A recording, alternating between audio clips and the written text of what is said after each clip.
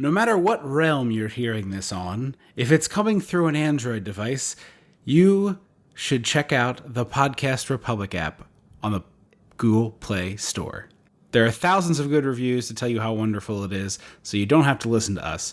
Check out the Podcast Republic app on the Google Play Store, whether you're running around with fairies, goblins, elves, and a Tim Curry in a mask, or just on a train going to work. The Podcast Republic app on the Google Play Store. Head over to our social media, Dissect the 80s on Twitter and Dissecting the 80s on Facebook to see the announcement for when we are going to do the live drawing, or when we did the live drawing. We're recording this before we did it, so it may happen in between that and when you're hearing this.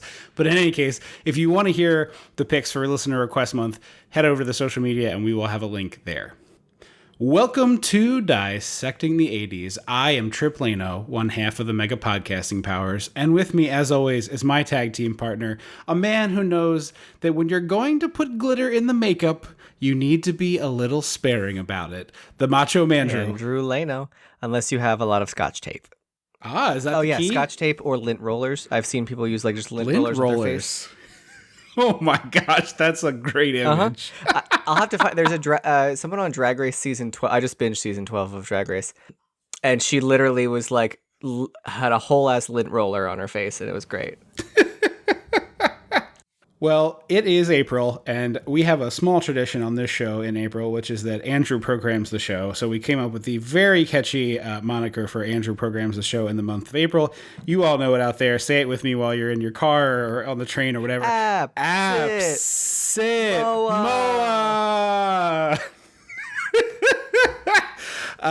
The sweatier, the better. That's how I like my acronyms and such.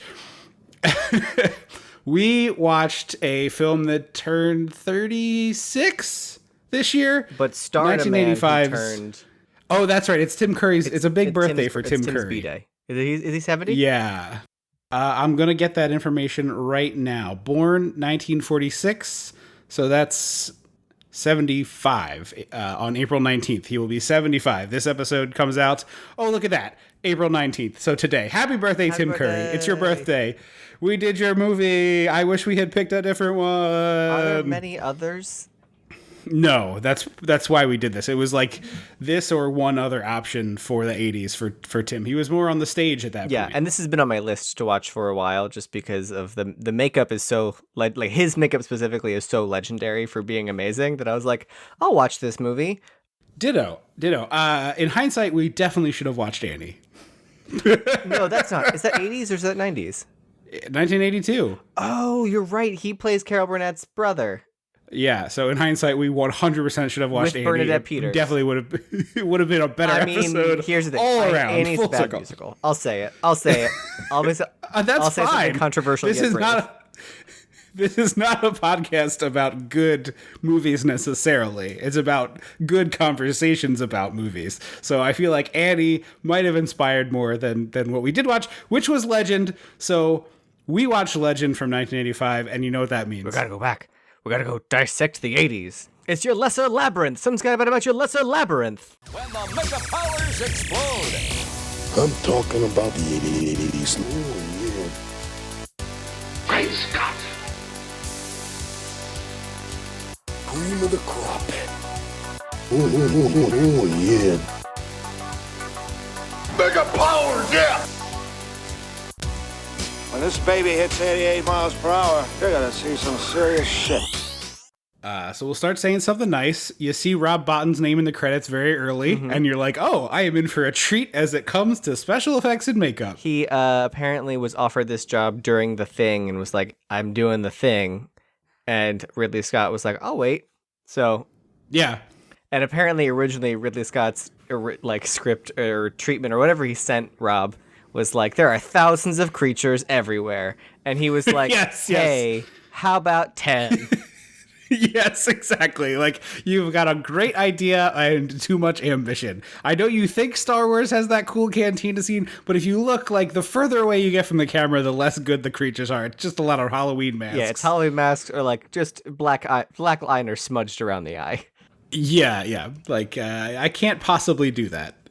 But great creature effects all over this movie. That's the nice thing you can say about it. I knew of this only by the Tim Curry monster makeup, which is frankly the only thing you need to know about this movie. Well, no, not true, because I assumed this movie would have been my brain for some reason went like into a Wishmaster place where like he was the devil doing like devil stuff. I'm doing hot devil shit. Yeah. Like, yeah. You know, making deals. Have you seen Wishmaster? Yes. Okay, because Wishmaster and Wishmaster 2, I think, are like genuine schlock masterpieces, and I just watched them both for the first time. Well, I told you about Wishmaster 1 first time in the last few months. Last summer, because I watched it. I was alone at Mom and Dad's, so I watched it, and I was like, "This is delightfully goopy." Okay, yeah, both of those movies are strong recommends. I think that I wrote about them in the Bag of Soup. I don't think I've if seen I didn't, the I'm second going to correct that. The first one is fun. Robert Englund's there, just doing the most. The second one is sillier and better. Okay, so Gremlins. Like I think I like Wishmaster 2 best personally, but they're both excellent. Anyway, we're not here to talk about Wishmaster. I wish we were. I wish I'd sell my soul for that one. Make your wish. Why you sure can. That dude popped up as like, that dude was one of the random like nameless bad guys in Air Force One who gets shot very quickly with Gary Oldman. Yeah, and I was like, it's the Wishmaster! Oh my god! Anyway, we get back to this. Rob Bottin. Yeah, I thought this was gonna be more of a Wishmaster-y, devil-y movie of like wheeling and dealing, like, or like what's that movie? The remake with Elizabeth Hurley. Not a remake of this, but it's Bewitched, Bedazzled. Okay. I thought it was going to be more of a Bedazzled situation of like he was going to turn into handsome Tim Curry in a suit and be like, "Oh, Wall Street banker, you want a tip?" That's exactly the direction I went to. I was like, Tom Cruise is a banker, obviously. Yes, his hair slicked back, but it is like it opens and I was like, "Wait, what?"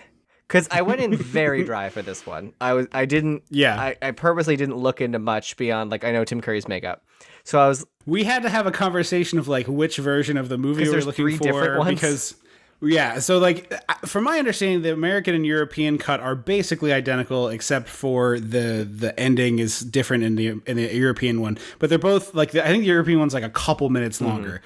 The director's cut is the one that everybody says to watch, like fans, the small number of them on the internet who are pretty vocal about the movie. Tom Cruise, Ridley Scott himself are all like, don't watch the American version, it's hot trash.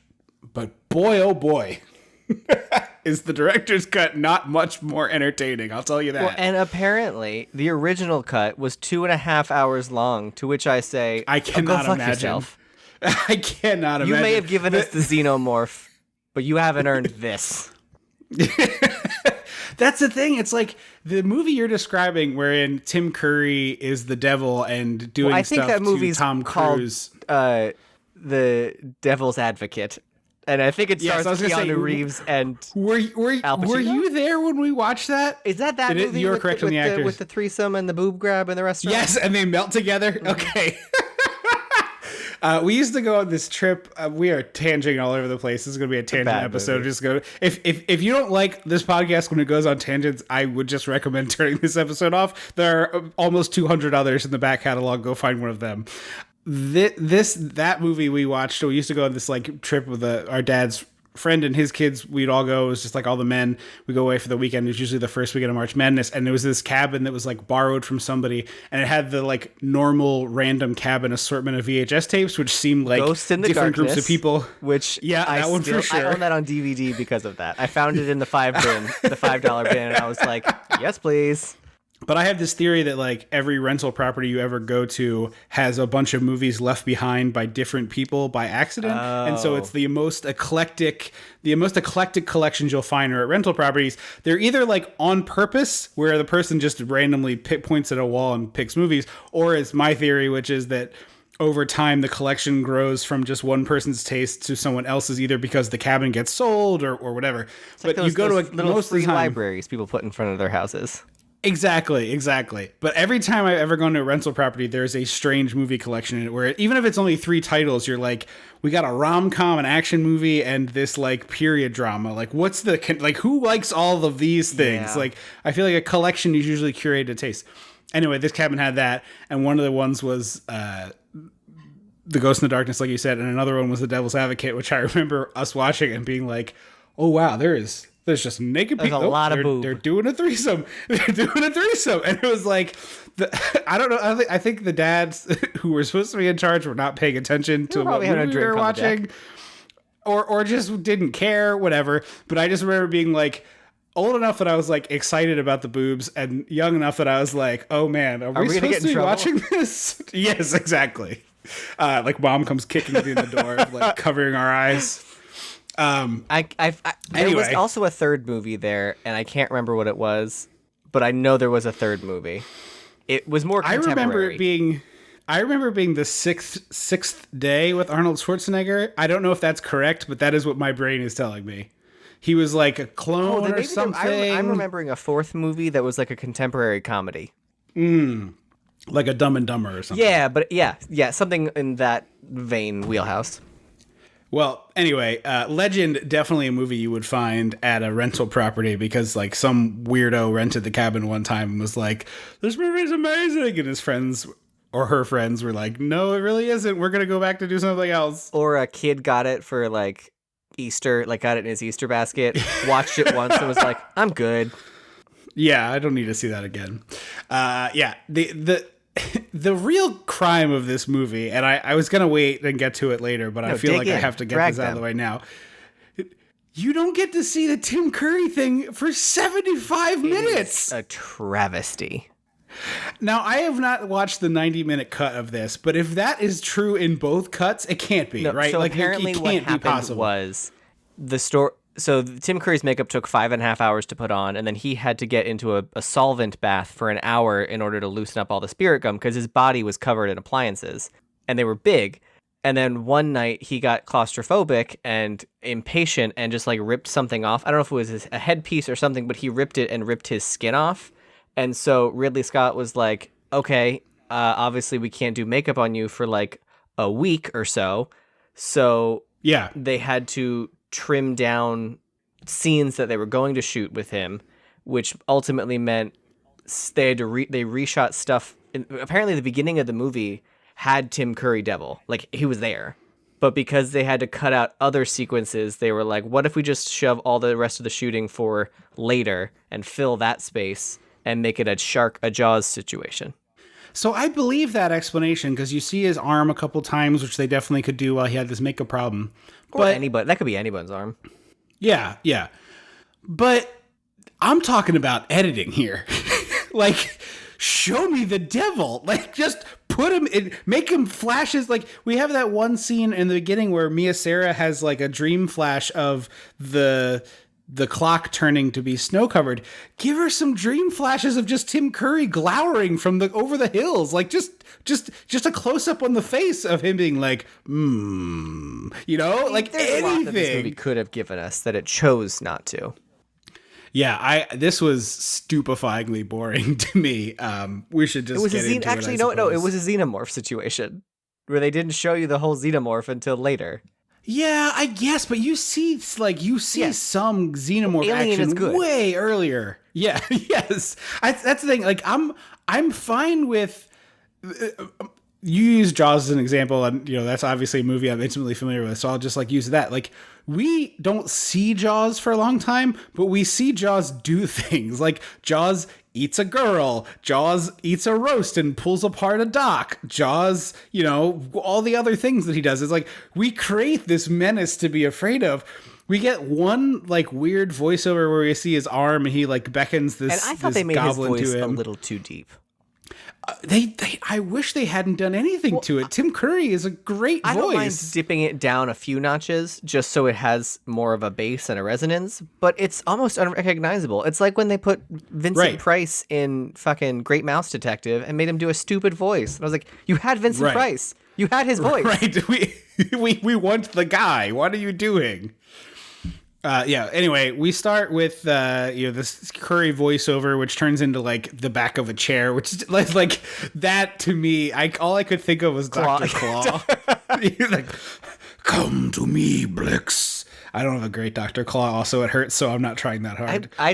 That sounds about right in the wheelhouse. I'll get you, Gadget. Yeah, it's like down there. But anyway, he brings in Blix, and I don't know if you caught this, but the actor playing Blix, I thought did an excellent job for all the makeup they're wearing, trying to emote. But did you catch the big bead of sweat that came like down the middle between the eyebrows and down that long fake nose? I missed that. I thought there's a moment where Tim Curry's reaching out his one gnarly fingernail, and I thought he was going to like lightly drag the nose and catch this spit or sweat drip, like as a sort of, and then like flick it at him, you know? Oh yeah, that would because like the sweat added to this scene's tension in terms of clearly Blix is afraid of this creature. I'm also wondering where that sweat came from. That must have been glycerin. That must have been fake sweat.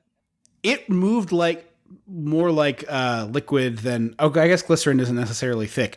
I don't know. You can definitely sweat wearing makeup. But if you're in a full prosthesis, where is the sweat coming out? Yeah, I don't know. Maybe there's a seam at the hairline. Maybe. Did you also notice that face is Keith Richards? Like literally? Yeah, or they modeled it after Keith Richards' face. I did not catch that. The giant witch nose kind of threw me off. Well, yeah. Because this guy's got a gonzo beak. Well, he's a goblin. Yeah, no, I mean, I know. I'm just saying. And Tim Curry, does he say unicorns? I don't know. And the Wikipedia for this thing keeps calling the horns like a vinicorn, which is a term. Alicorn apparently is the word for a unicorn horn. Get out of here. Okay, that's fine, but this movie never uses that term. And to be on the Wikipedia page going alicorn, I had to be also, like, what's a goddamn alicorn? I had heard that alicorn was the word for a unicorn with wings. That's what I heard for a long time. But yeah, I mean, I would believe that, but I don't know it. But it's like, I don't have a problem with the term, but like if the movie called it the alicorn, then use that term in your summary. You can't just use terms. Yeah.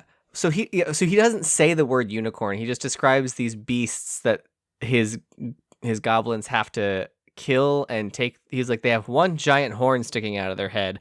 And my dumbass was like, because he said a crown, or he refers to it as a crown one crown sticking straight out of their head like a spike. You were like, oh, I know. It's a flying purple people eater. No, I went, I guess Tom Cruise and the girl have a crown or something. Oh. I thought the people were going to be more directly involved in this story than they were. They're real passive. Yeah. They're barely tangentially involved. And also now all I want is Tim Curry's voice doing the one-eyed, one-horned flying purple people eater song.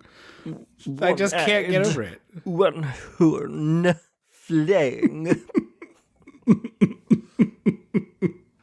He's a delight. We watched Home Alone 2 at Christmas time. Such a good one.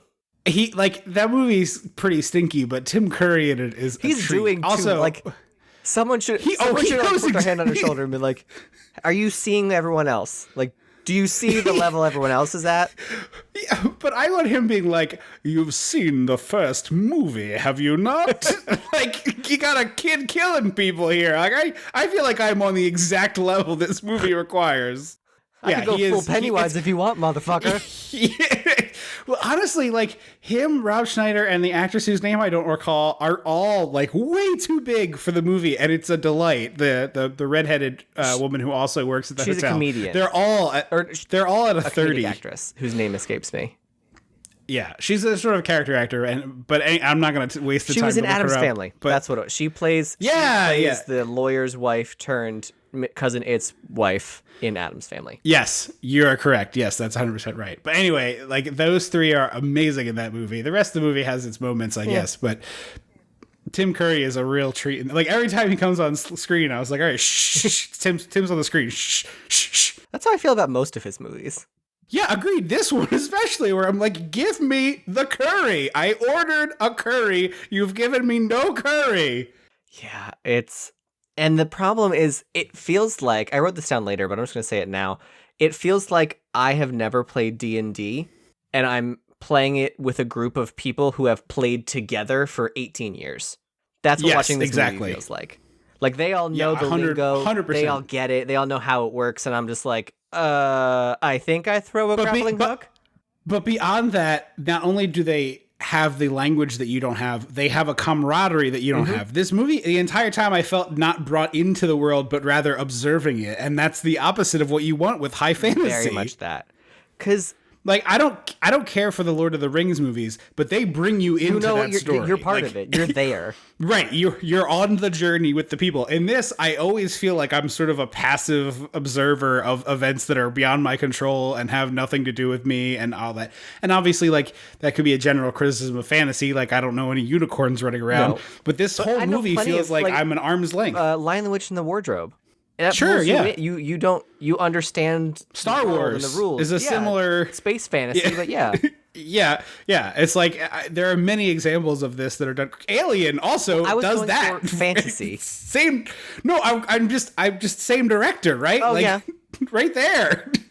But I just meant in the world of fantasy, like I know plenty of successful fantasy films like that, and like I assumed that Tom Cruise was like a sprite or an elf or something until halfway or a third into the movie, the naked child goes, non-magical creature. And I was like, wait, hang on. He's not magical? Yeah. Yeah, I thought he was the like being of pure goodness or something. Because apparently he's a Jack of the Green or something. Like, it's some kind of British folk character. Who's like Jack of the Wood, like Jack of the Forest, Jack of the Green, something like that. Yeah. And so I was like, oh, okay, he's probably mystical. And they're like, no, he's not. And I was like, okay, but he dresses... Actually... He looks like Peter Pan, like the whole time. He does, but also the look sometimes read more caveman than Peter Pan, and I wasn't about it. Okay, that's fair. But he has a Peter Pan energy, I would say. And it just... I didn't understand the... It's Mia Sara doing her best Jennifer Connelly impression for 2 hours. Yeah. It's her film debut. She does a pretty good job here. I don't think she's bad, but like it felt like he watched the last 15 minutes of Did Labyrinth come out before this? I don't think so. I think Labyrinth is 86. To me, it felt like Ridley Scott watched the last 15 minutes of Labyrinth and was like, Mia Sara, you're going to look like that and do that. And like missed... Labyrinth is 86. Okay. And like missed all the part because I didn't understand who she was. Like they kept calling her Princess Lily, and I was like, Princess of what? Of where? Of whom? Who's the king? Is the king looking for her? We have no idea. I needed to see her sneak through the kitchen of her castle and like sneak into the forest. I needed a Merida moment. Yeah. Well, we get her so Tim Curry gets Blix and he's like, hey, I can't go in the daylight, but you can. I need you to go kill this unicorn and bring me the horn. Blix is like, got it, on it. 2 unicorns. Cut to Mia Sara. She's like flouncing through the woods. She steals clothes off a clothesline and like she knocks down the clothesline to distract the old woman so she can run in her house and like surprise her in a fun way. Right. Fun way. And the old woman who is dressed like an extra in The Handmaid's Tale, by the way. I was getting some Into the Woods vibes, but yeah, okay. But here's where I immediately soured. We're like, what, 6 minutes into this movie? Maybe. I immediately sour on this supposed protagonist. I'm like, there's Mia Sara. She's obviously the lead of this movie. She goes into this poor woman's house, and the poor woman's like, oh, Princess Lily, it's so wonderful to see you in my home. Have another biscuit. And I'm like, lady, you're clearly poor. She's the princess. Don't give her your food. You don't have enough to begin with. Look at you. And apparently you have a baby. Skin and bones. Yes, there's a baby. So I was like, immediately I turned on Mia Sara. I'm like, you're if you're the royal and you're going to this peasant's home. Solve both of these issues is if Mia Sara sneaks into the kitchen, throws a bunch of like those bread rolls that are shiny bread rolls into a basket, and like some apples maybe. Yeah, medieval food, and then like a turkey leg, I don't know, and then sneaks out of the castle. A whole mutton wrapped in burlap. Yes, exactly. Or no, it's the whole roast turkey, like the end of Mickey Mouse Christmas Carol. Exactly, yes. And like sneaks out of the castle, finds the woman, and is like, "I've brought you bounty, poor friend of mine." Yeah. How was young blah blah blah, and like have a little bit of moment here. No gravitas, no saving of any cats. She's coming and eating this poor lady's cookies and having a vision. And I was like, so is she magical? Right. I don't know if. We don't know because they never explain it, and she never has another vision for the entirety of this movie. But her voice seems to have magical qualities, and I was like, is she magic? This is, you really hit the nail on the head with your like playing D&D with people who know how to play and have been playing together for a long time. It is deeply perplexing that he when you read about the history of making this movie, like Ridley Scott was desperate to make a fairy tale. He really liked them. He researched wanted so to make many a fairy tales, and I was like, which ones? If you ended up with this, which ones did you read?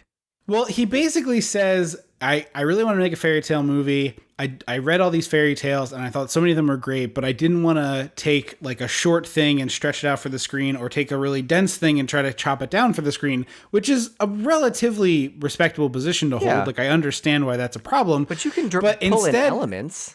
Exactly. And he finds this writer who he really liked the guy's work. They start talking. He's like, I'd really like you to write this fairy tale. And the guy's like, I've actually been kind of working on that.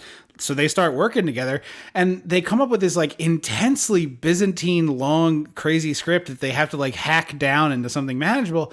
And even so, I'm like, this movie doesn't make any goddamn sense. No sense. Nothing is clear. I don't understand the characters. I don't like the characters, and I don't know the characters. Right. And so at this point, it's like, okay, we've got the bad guy and his motivation is fairly clear. Like, I want to kill the unicorn. That part I understand. Then we immediately go for like this Mia Sarah business, and we didn't get to this part, but like she eats this poor lady's food. Then she starts talking to Tom Cruise, and they clearly have like a flirtatious vibe together. And I couldn't tell if we were doing like a Prince and the Pauper. Are we doing like an Aladdin thing? Like, you know, like, oh, I can't be with you because you're stationed, but I'm up here and I love you. Doesn't seem to be that. And then it's like, he's got this Peter Pan vibe, and is he magical? I don't know. And then it's like, oh, let me come. I want to show you the most magical thing. And he takes her on this little trip to the forest. Takes her to a part of the forest that looks the fucking same as everything else we've seen. Right, because they made this forest. It's not a real forest. It was made on a soundstage. Okay, then you have no excuse not to make it great. Like, if he's gonna, take her somewhere, like Beast showing Belle the library. Like, I need a moment where she takes off I want to go, oh shit, when she takes off that blindfold. How about a bunch of flowers that are weird colors that don't occur in nature? Or how about it's a lake that's purple or like red or green or any color that's not what water normally looks like? Like, just do anything. It just looks like the same forest. I was like, I know. Boring. I was so bored. It has honestly the same setup as a kidnapping, like a ransoming kidnapping. It's like, I'm going to put a blindfold on you, and then I'm taking you to the Cave of Mysterious Wonder. Oh, by the way, it's actually a jail cell, and I'm going to ransom you from your king father. Yeah. I honestly thought the setup was going to be that Tim Curry's monster thing was like a shapeshifter, and it was her dad or something, or like the Jafar to her dad. You know? Okay, I would be into that. It's at least interesting. Like, it is. Well, so this movie, this beginning part kind of feels like the first 10 minutes or so of the Maleficent movie that Disney made a couple years ago, where like it was. Okay, I never saw it, but it's fun. It's visually beautiful. That is why you go. That's why you buy the ticket. But it starts out with like Maleficent as a young child meeting this young peasant boy from the village, and then they kind of grow up secretly meeting in the forest and like falling in love. Okay. And, spoiler alert, he betrays her and cuts off her wings in an allegory for rape, and it's the moment that turns her into Maleficent. Okay. And so I was like, oh, we're getting it. Like, she's from the mortal world, he's from the fairy world. We're getting somewhere. Like, even if you read fucking Midsummer Night's Dream to get inspired, like, I don't understand what fairy tales you read, what inspiration you pulled from, and how you crafted this story, because nothing makes sense and is clear. Right, because jumping ahead, like Tom Cruise becomes the one savior of the narrative, but he's not set up to be that. We don't know anything about this guy at all, other than that he eats this poor peasant woman's biscuits that Mia Sarah gives to him. Yeah, and that it's Tom Cruise before he had his teeth fixed, so they're like way aggressive. And when he was refusing to cut his hair for roles, that's why he refused to cut his hair for roles, and they were like, well, it works for this, so come on in. Yeah, it's all over his face in half the shots, which is really annoying. I've never been a fan of his. I think we talked about this on our Top Gun episode, which is on the Patreon. Yeah, not his biggest fan. Was he also in that hockey movie? Maybe we've had Tom Cruise movies on the. Oh, he might have been in that hockey movie, Youngblood.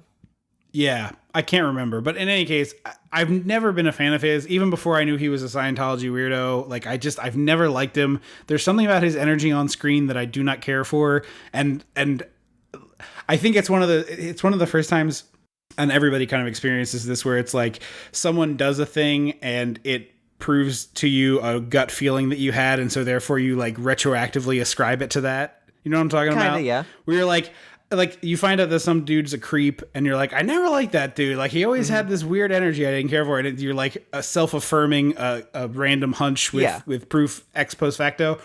It's the same thing with Tom Cruise, where I'm like, I probably always got a weird energy. It's like, I don't know, I just never liked him. I don't have a good answer for it. Like, and it turns out he's kind of a super weirdo, so maybe I was right. But it's like, he's 4 feet tall. I do not get it. He is. He's also a literal madman. Yes. In this movie, he was doing his own water stunts, and now he's 60 years old and trying to kill himself pretty regularly. Well, so maybe he will.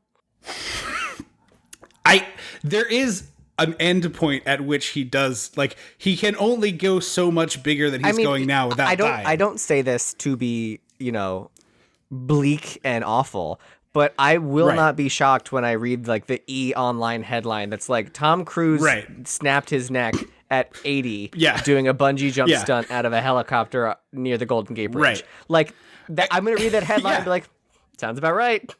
Yeah, exactly. Who's gonna cruise? Yeah, they're about to do the newest Tom Cruise Stunt Spectacular.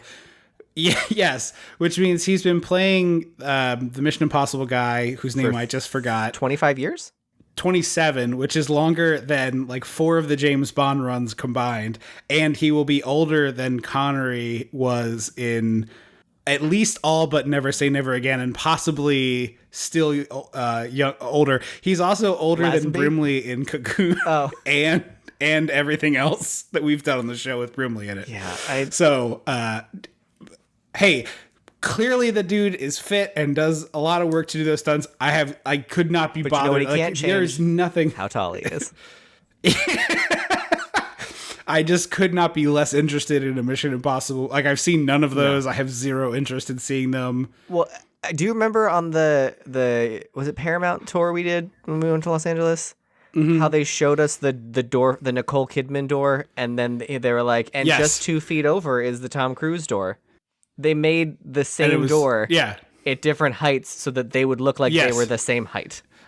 Right. I mean, look, you're dunking on the guy for being short. It's not really his control, and I don't know that him being short is like here's my thing. He's a crazy person. No offense, but you're short too. I am short. I know that. But he hates that. You know that he wakes up in the morning. Yeah, maybe. Does the little pencil mark on the back of the door. I don't think 59-year-old Tom Cruise is measuring himself with a pencil every day. But you know he hates that. Like, you know how Vince McMahon hates sneezing? Yeah. Tom Cruise hates how short he is. Like, he can't control it. I mean, you're probably right. I just, the idea of him measuring himself with a pencil every day. He gets out of his race car bed, goes over to the door frame. His very tall wife is has to going bend over over later in the day. No, she goes over later in the day and she erases the pencil mark and puts it lower. Yeah, so he feels every day like he's growing. Mm-hmm. There's a series of them. Oh man, no, I don't think that's true. But he's the wrong energy for this character for sure, and I don't like him in general. So it's a tough watch. Well, also beyond that, his character doesn't make sense. I thought he was magical for 45 minutes. Yeah, more than that. It's like an hour when you find out he's not. A child came out and was like, "Ooh, friend of the magic folk," and I was like, "Okay, now I'm lost again." I thought I was on a course, and then I realized the map was upside down. It's so crazy. And so this is when the sparkly really hits. The two, Mia Sara and Tom Cruise, are talking, and it looks like you took glitter, you Mod Podge glitter onto their faces, basically. It's bonkers. It's not just a little bit of glitter. It's, at one point, one of the characters... It looks like the Frog Brothers. One of these two. They do look like the Frog Brothers, but at one point, one of the characters later in the movie, who also is glittering, opens their mouth, and you can see the glitter got on their teeth. And I was just cringing so deeply, like, oh no, how? So he's like, I'm going to show you the unicorns, which in this universe are like gods. They're untouchable creatures. But to me, an untouchable creature doesn't approach people with their hand out. You know what I mean? Right. Like they have some self-preservation. Exactly. So also the whole like he doesn't tell her not to do this in the right way. No, he does. There's you touching this will make the world explode. Is not. Don't do it. Yeah.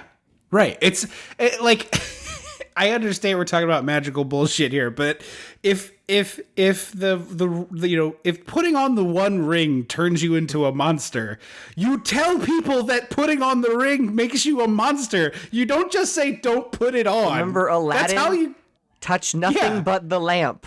Right. Touch nothing but the lamp. It is clear and specific. It is, but I would argue that Aladdin makes the same mistake, which is touch nothing but the lamp, or well, no, because Abu was always gonna mess that one up. He's a rascal. No, I understand that. I understand that, which makes it even more imperative that you say touch only the lamp, or you will be turned into sand. Like you need to have the consequences. They don't turn to sand. The cave collapses on them. It melts. There's some lava involved. But I thought they got like sand smothered. Doesn't the cave just like no, it melts. There's lava, and then they have to escape on the carpet. Anyways, not important. While we're on the subject, by the way, that movie I rewatched it recently, and I was stunned. Yeah. The animated one. I was stunned at how Jafar really buries himself in that movie because all he has to do is just take the lamp and pay the kid. Yeah, but I guess you gotta mafia rules. You gotta cover your tracks. Dead men tell no tales. Right, but if he took the lamp, paid the kid, and then beheaded him in the desert, who would ever know he's a ragamuffin? Also, I would like to know what the extent of Jafar's powers were, because I mean, different conversation. Obviously, makes no sense. Because magic. That's a different conversation. Ooh, snakeify. But I just couldn't believe walk into the desert. I just couldn't believe, like, I'm watching the movie and I'm like, well, if he didn't try to do this double cross here, he would have the lamp and that his problem would be solved. He could just turn the kid into a statue or something. Like, he has all he wants. Yeah, you're right. Anyway, it starts raining glitter at this point, and I can't remember if it's this sequence or another sequence, but at one of the points where it's fake snowing, it's really bad fake snow. It is. Both soap foam and the, like, asbestos small squares. It might be asbestos, but it looks honestly like it looks like if you cut up a Mylar balloon into, say, like 1/4-inch squares or 1/2-inch squares, confetti shreds. Like, yeah, but like not like normally confetti is paper, so that when it gets stuck to the street, it just like washes away and dissolves. Oh, as opposed to plastic. I've seen the metallic confetti like that. Okay, well, that's what it looks like, but it starts sticking to Tom Cruise's hair and face, and at one point he has 3 like 1/4-inch by 1/4-inch squares of Mylar stuck to his forehead, and 4 or 5 blobs of snow floof in his hair, and I was just like, yo, call cut and fix this. Are we kidding right now? Like, this is a thing you couldn't do another take of? Yeah, it's so sad. It's reflective, like, flakes of aluminum foil on this man's face. What? You're Ridley Scott, for Christ's sake. After the fact. It's not even like you're Steven Spielberg before the Steven Spielberg. Like, you've been Ridley Scott. Yeah, you made Alien. He was too busy thinking about Thelma and Blade Runner. He was like, what about 2 women robbers? I would rather have watched Thelma and Louise by like 1,000,000%. Absolutely. I almost would rather watch Thelma and Louise in a language that I don't speak, which is basically any other than English.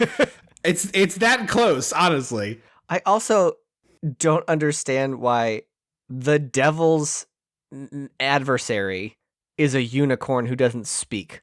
It makes whale sounds. Why do the unicorns make whale sounds? But why are they Tim Curry's nemesis? They should be able. They should be telepathically communicating. Like, there should be a thing. Yes. Yeah. Now, you just hit the nail right on the head there. If there's a moment here where the horse like sidles up to Mia Sara and is like, "Oh, you can't touch me, dear, for I am the true light of the forest." Oh, you're and going without like me, you thinking Morgan Freeman? No, I mean I was trying to do posh. Oh, okay. I'm the true light of the forest, and without me, there is no light to guide the creatures of the forest towards good. It will be the end of all that we know. And then she can make a choice and be the she just flits around in the whole movie. Instead, they got borderline wild horses, strapped a horn to their head. These poor horses, you can see like the spirit gum or whatever that they put this thing on its. It looks like a dildo strapped to its head. It's horrible. It's so bad.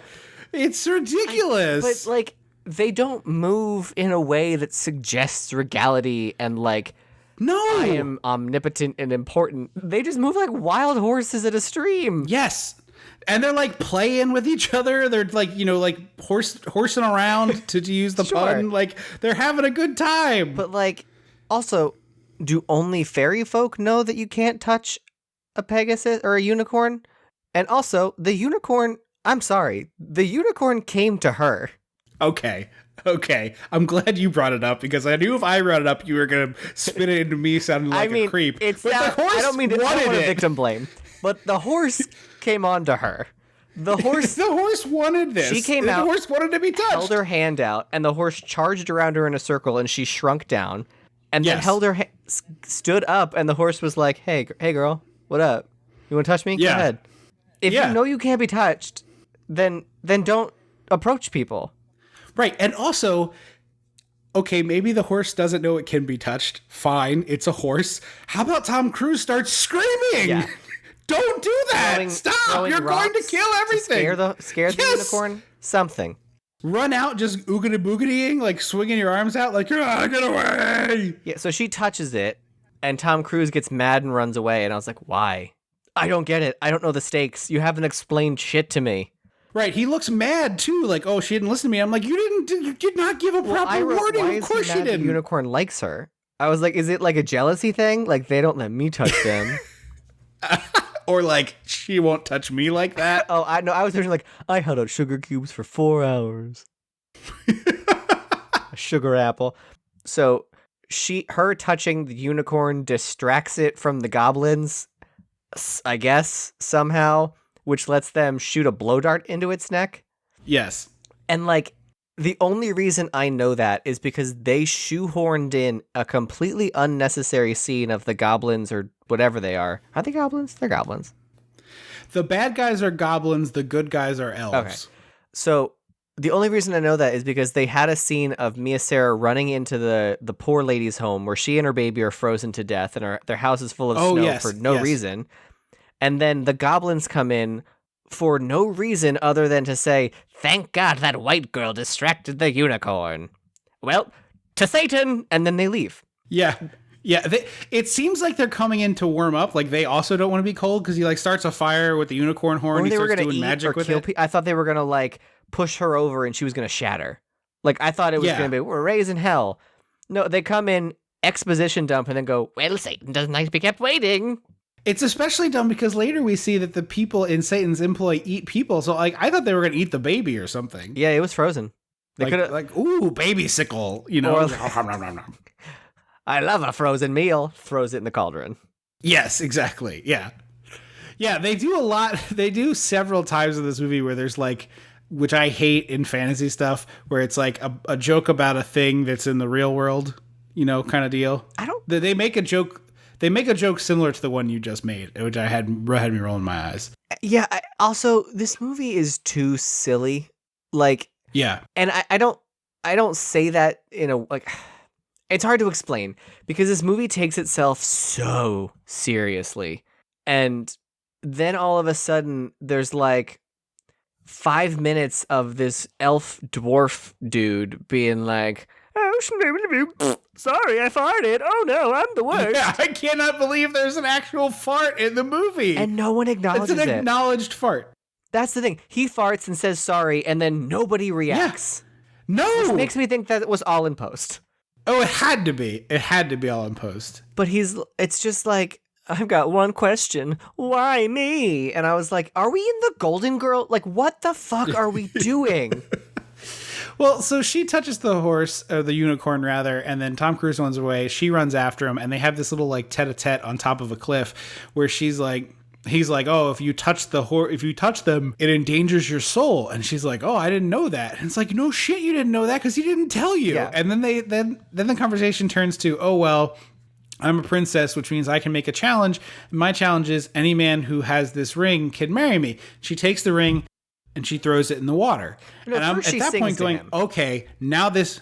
First, she's like, let me sing to you. I'll soothe your soul. Gimmick, and I was like, are you magic?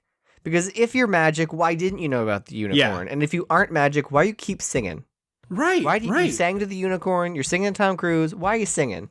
Yeah, it makes absolutely no sense. But at this point, at least she's like, oh, I'm going to throw this ring and whoever retrieves this ring can marry me. And I'm like, oh, okay, now I get it. The goblins overhear this.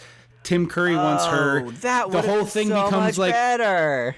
Right, like we're fighting over the ring because whoever has the ring gets to marry her, which is like very fairy tale logic. Like I've seen that fairy tale before. I understand that. Like whomever has this possesses the princess because women are things in fairy tales. Well, I get that. It even could have been a moment of like she holds the ring, says it, and kisses it, and the ring glows for a moment. That's like, now this is a charmed object.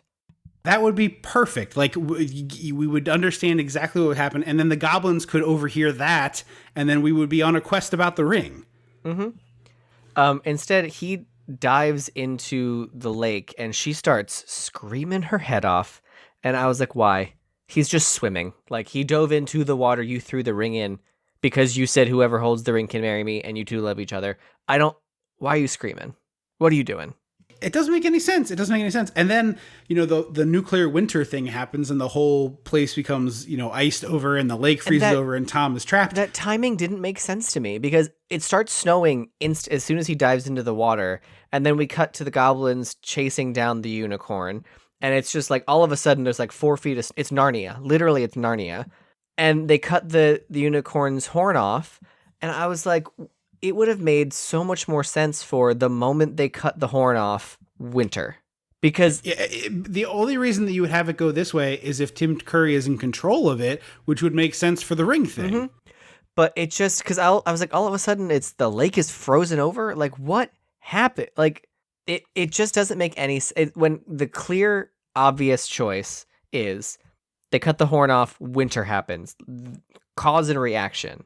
Because chasing down the unicorn, I don't get why it's winter now. It doesn't make any sense. It makes absolutely no sense why that would be the case.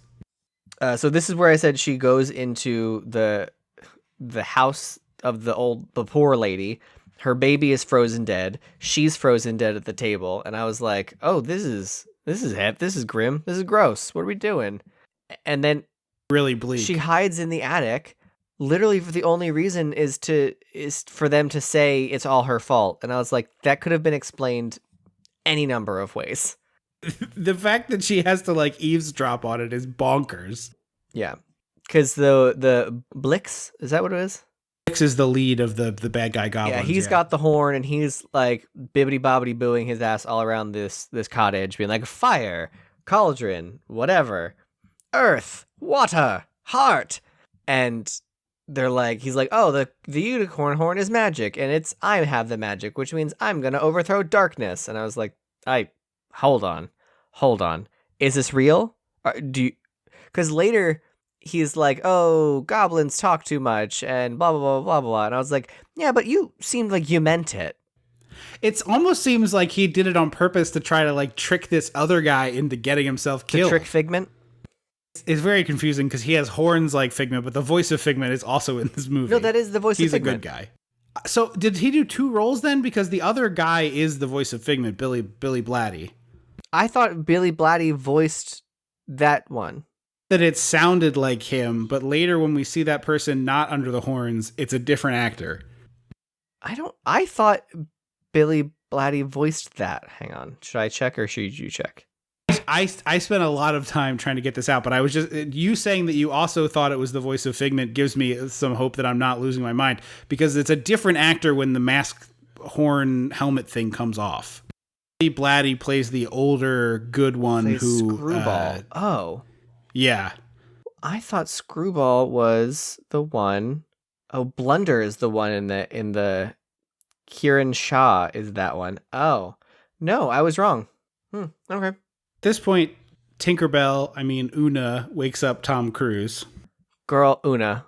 We get tiny Frankie Muniz, who's not really Frankie Muniz, but looks a lot like him as this character Gump. And he looked like Frankie Muniz, face morphed with Ezekiel.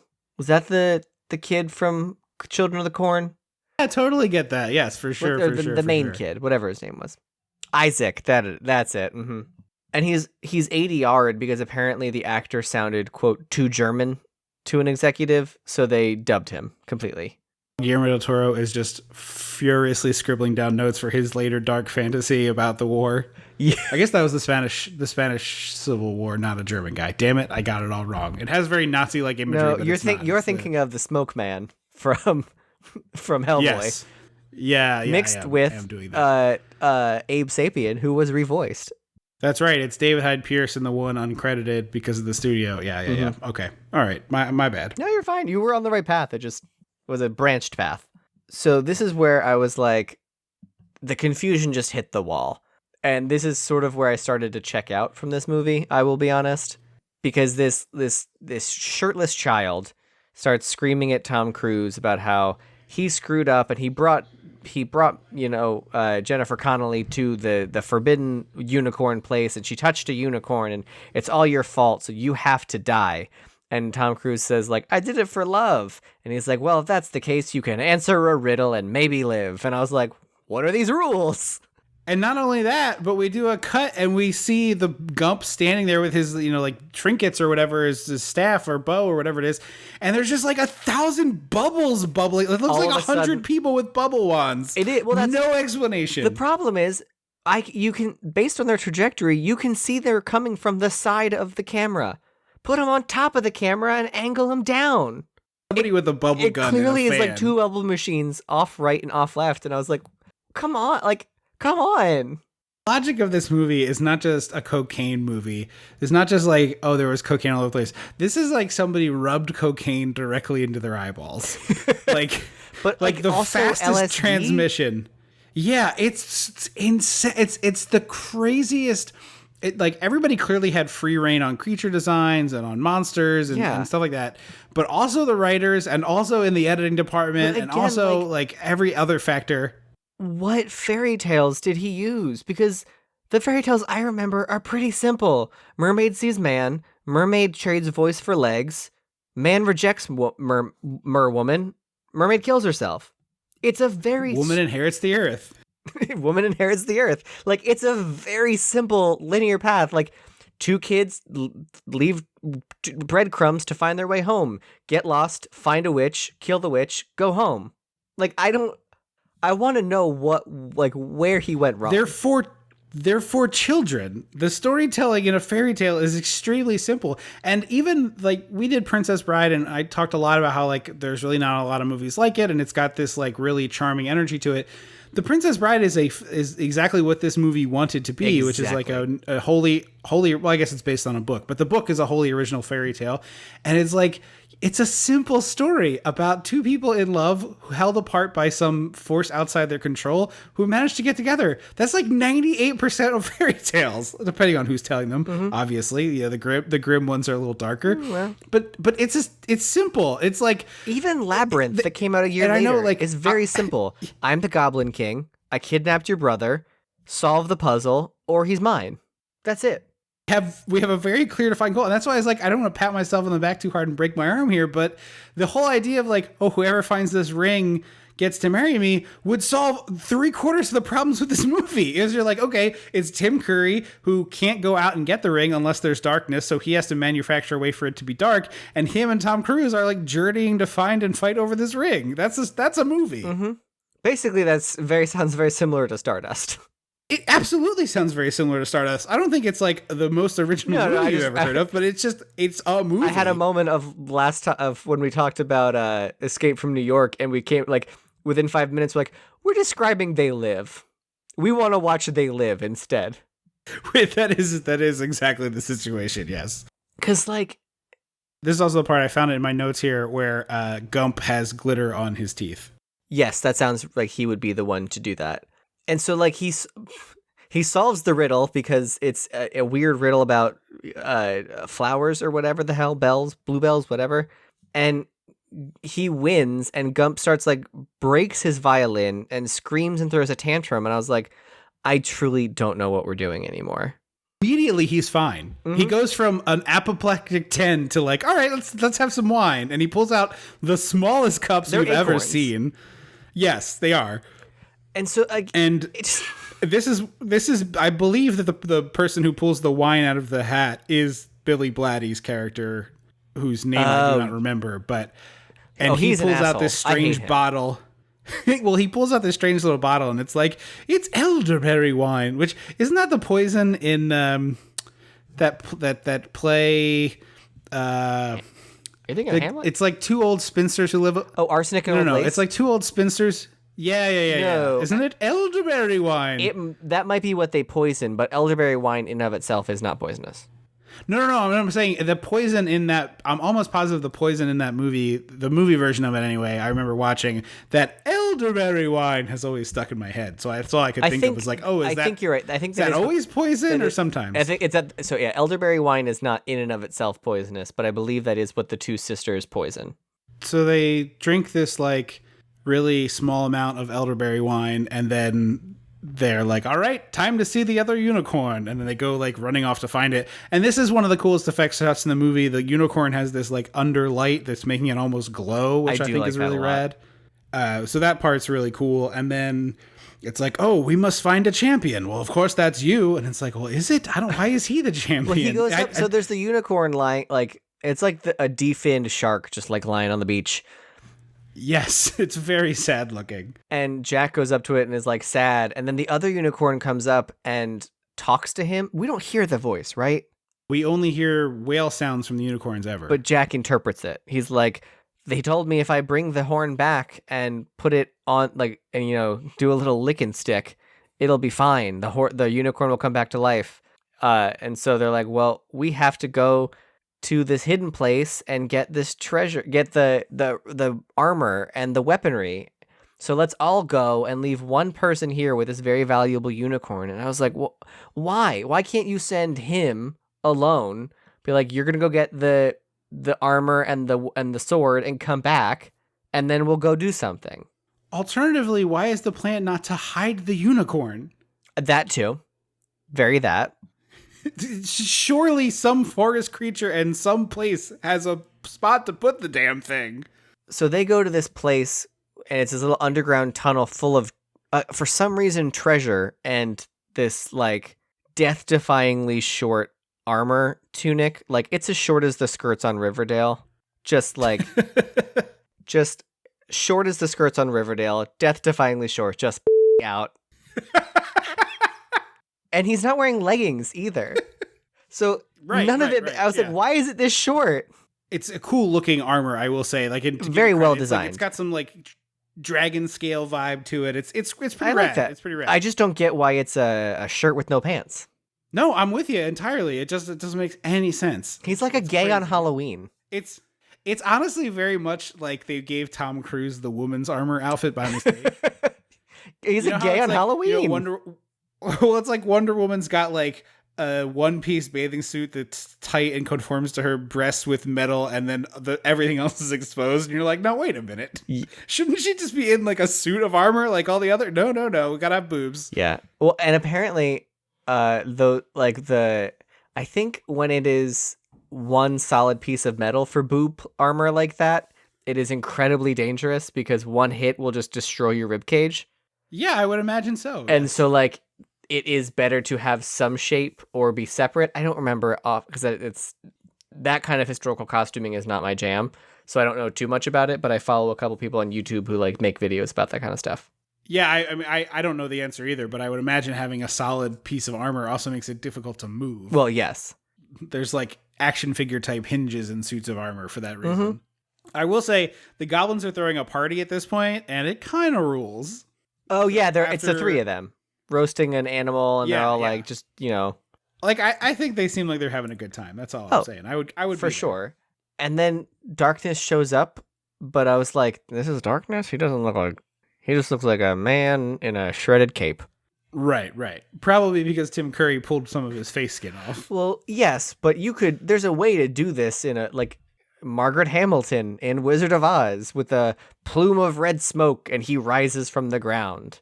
Like, light it underneath with red. Give me some Ghost of Christmas Future. Yeah, you could do a lot of stuff here. And this would honestly solve some of my beef with Tim Curry not being in the movie. Is like, okay, fine. Like, I still think you should have some glimpses of this thing. But at least if I had Tim Curry, like, in a shroud doing Tim Curry stuff, it would be better than this stupid little goblin trio. Yeah. And so the one in the horn armor grabs the unicorn horn and is like, "Goblins rule the world now." And I was like, oh. I felt like Michael Caine in Goldmember, where he's like, "You don't even have a name tag yet. Lay on the ground." Why don't you lay on the ground while the adults talk? Yeah, exactly. And somehow the darkness has the ability to raise a corpse out of literally nowhere. It doesn't say that they're in a graveyard. There's no indication they are, but a mummy comes alive, picks up this tiny Figment armor guy, and jumps into a cliff with him. And I was like, well, that's weird. The mummy committed suicide, it seems. Hey, guess what? The mummy took an Uber out of the movie. Yeah, again... Oh, hey, just be careful you don't get your rap in the door. I have this. I know you're gonna think this is crazy, but this happened one time before. Got the rap in the door and then unraveled as I drove away. It was crazy. I was driving a Jeep. These children were screaming about virgins, and I was uncomfortable. Like, well, I'm a virgin. You know what? Stay out of it. There's an invisible line between you and the passengers, and you don't cross it. But he disappears, never to be seen again. And then later the dragon guy comes back, or the armored dragon guy comes back, which is almost inexplicable. Yeah. But we'll get there in due time. It's not much farther. So I do like this bit that comes up here where the bad guys are trying to kill the unicorn, the goblin party, and they have their arrows, and the one elf who's been left to defend the horse has a pan, and he's like swinging. It's very Muppet energy. But that's what I mean. Like, this movie all of a sudden turns into a Muppet movie, and I was like, wait a minute, this is not the energy we've been giving this whole time. And now all of a sudden he's like flipping around, blocking things with a frying pan. Yeah. Which also is making bullet ricochet noises. Like, I know there's probably not arrow glancing off metal in the catalog of sound effects, but they only have 100 sound effects in movies. So yeah, exactly. You're not wrong, man. People go nuts for the Wilhelm scream, but man, the creaky door. We talked about this recently. Drives me insane. Oh, I talk about it all the time because it's a genuine beef of mine. Like, I heard it with the screen door and also once as a submarine door, and I was like, we have to have more squeaky door effects, people. There must be more. Well, a heavy metal door in a submarine makes sense. Sure, but it's not also the light screen of a haunted house. Well, I remember hearing once, this could be a fake fact that I just remember hearing, that the reason we know ribbits, like frogs as ribbiting, is because frogs like a species of frog in California does that, but most frogs don't. And owls hooting is like a California owl thing. Like, it's not an all owl thing. I would buy that 100%. I'm 100% I would buy that. Yeah. So he ends up gets shot, and we think in the head, and I was like, wow, that's kind of bleak for this. I guess it's not a children's movie, but it kind of feels like one. This is probably rated R. I don't know what it was rated. But the other people, I'm like, oh, he's dead. Then the other people come upon him, and I was like, oh, JK, it was his hat wand. I was so angry when he was like, oh, that very valuable and important thing that I was left here to defend. I played possum while they took it. And the princess, they took her too. I was like, I mean, he would have been killed, you know? Okay. So I don't know how to take it. But like, the whole point is that like, if like all the magical people know that if Tim Curry gets his hands on this unicorn and kills it, that like, we're all fucked. There's no like, oh, that's true. Like, that's true. So you defend that with your life.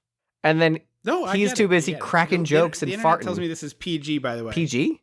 Huh. Yeah.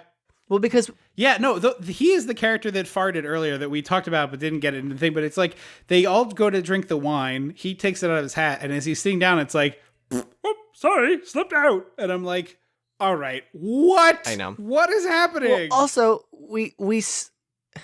the goblins kill that guy, they think, and then they hold out a big, volleyball net and go after the unicorn and Mia Sarah, who for some reason aren't running away. They're just like standing there looking scared. Right. And because it's like, I thought at that point, like, oh, is she going to ride the unicorn? And I was like, no, she can't even touch the unicorn, so she cannot help here. Which, like, again, unicorn, run, girl. You in danger, girl. Right. Use your magic horn and do something, whatever. But the net go ahead. I was gonna say the net menacingly approaches them, and it does a flip wipe to the gang coming back from the armory, and I was like, what? We couldn't even show the like net going making contact with anyone. It's totally ludicrous.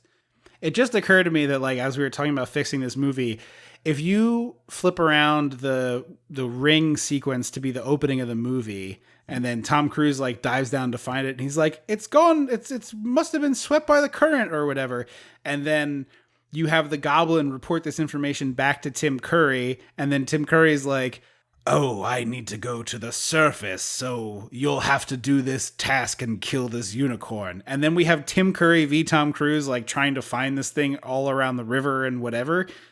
Like, it's just so much better. It's just so much better. Because it's simple, and it's not bogged down in bullshit. Right. It's like there's 19 side plots and, like 42 characters. If you read the Wikipedia or whatever, or the IMDb or both, it says like, oh, originally the like quest sequence was much longer, but he cut it down because he didn't want the movie bogged down with subplots. And I was like, too late. The quest is the only plot that makes any goddamn sense. But like, the quest should be your plot, Ridley. Right. If you finish your 8,000 page script and you think, the quest to save the princess, I think there's too much going on there. Yeah. Wipe it clean. Delete the file. Start again. Because that's not the energy.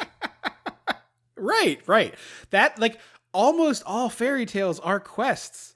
Like, I'm just picturing it being like that part where Belle's living in the Beast's castle. They're falling in love. There's too much going on there. Can we cut that down? Yeah, it's totally ludicrous. As you're saying that, like, I'm thinking of all the fairy tales I know, and they're all like every one of them is a quest. There's like even Shrek, a movie I don't like, but is a modern fairy tale without question, is about a quest. Yeah, the big you want something, you go get it. I'm just like I'm picturing that logic for other movies, other fairy tales, and it's just like that's the movie. Right. So. This is the best part of the movie right here that comes up. Tom Cruise is walking through a swamp and Miss Meg, the witch, pops up. I love this.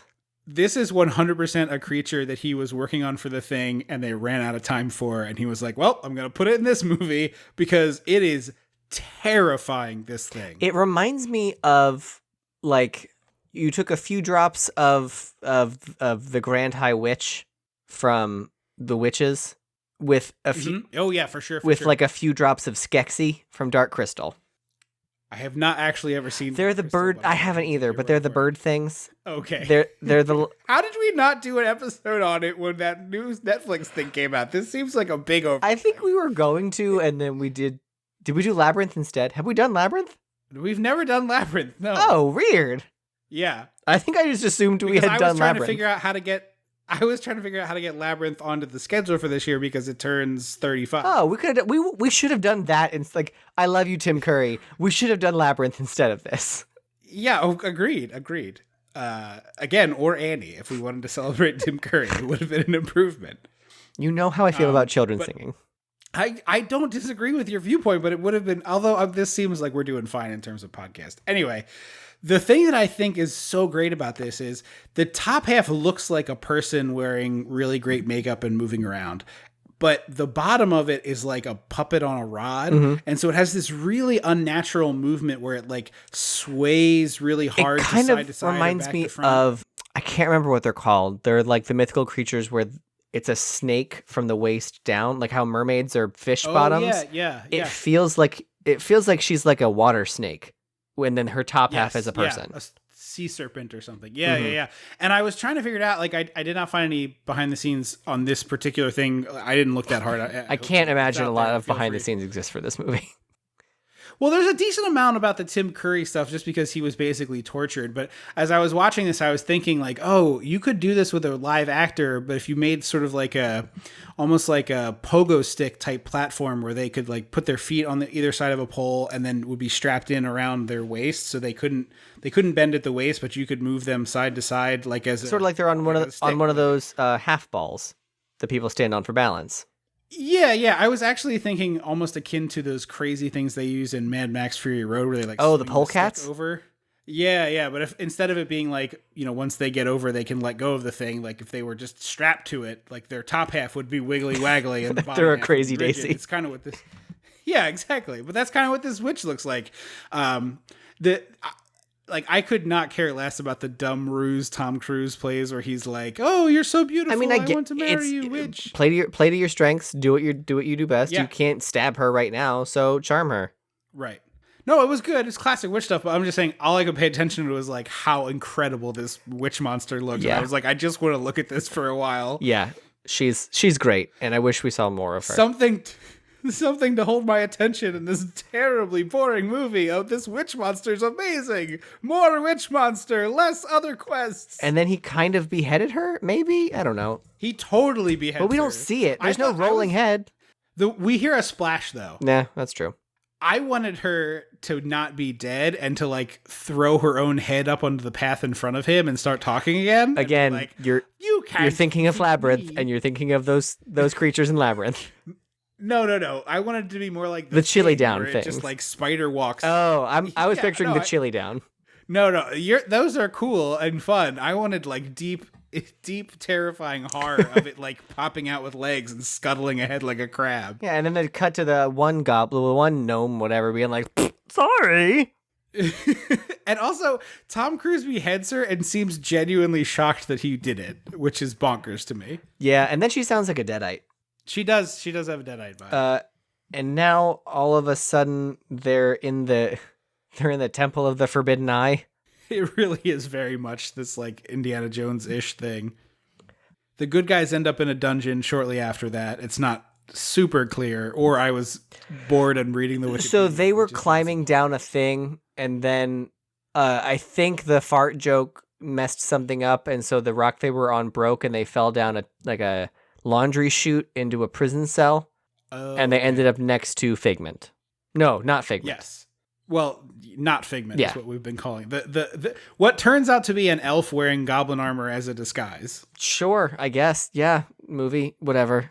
So they try to escape, and then one of the guys who looks like the sort of pig monster men from Jabba's palace grabs the elf who was in the armor, and he takes him to the murder slab, which looks straight up like something out of Texas Chainsaw Massacre. Yeah, it is bizarre, this whole sequence. Well, and we forgot to mention earlier that Una, I fucking hate Una. Like, I don't like a lot of these characters, and I don't know these characters, and it's so frustrating to have to watch them for almost 2 hours. Right. And it's like a double-edged sword because, your instinct, maybe not yours, my instinct was like, oh, if you adapt a fairy tale, like I have some familiarity with that. And I'm like, well, do I? Like, I don't think I knew The Little Mermaid before I saw The Little Mermaid. I don't think I knew, like maybe other people did. It's not as if those didn't exist. But I'm saying for me personally, like my first encounter with most of those fairy tales was when Disney did their versions of them. So I don't know how deep the familiarity goes for people. If you did adapt something, I don't know if that's any more effective. I don't even need it to be a direct adaptation, but like, pull things in. Like the Swamp Witch almost seemed like a Medusa analog somehow. Like how I don't know, like give me Tim Curry's making trades. Like I'll grant your wish if you give me your voice. Not directly that, but like Tim Curry again, it's not Wishmaster as much as you want. But like but like that's a fairy tale witch thing.